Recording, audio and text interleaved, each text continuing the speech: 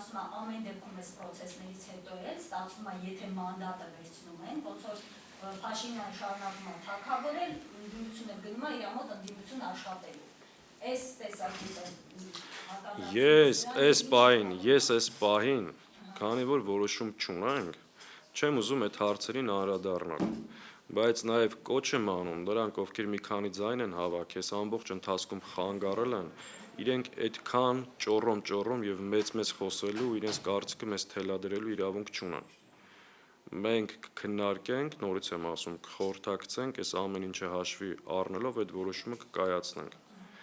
Այդ որոշումը բխելու է ընդհանուր պայքարի տրամաբանությունից։ Ես չգիտեմ նախորդ 5 տարի Նիկոլի մոտ ով աշխատել, չնայած շատերին գիտեմ,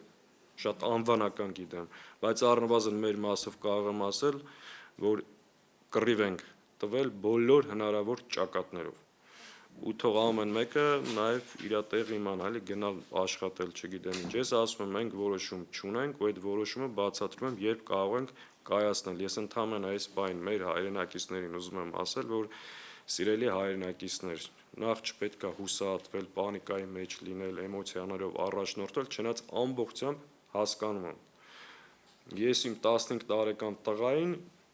այս վերջի 24 ժամը շատ դժվարությամբ եմ բացատրում, այս ինչա կատարվել, որովհետև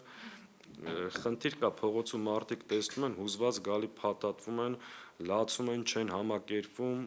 իրականում ծանր մթնոլորտ է, թրքահապատակ իշխանությունը, որը երկիրը տանելու է մի նոր փորձության,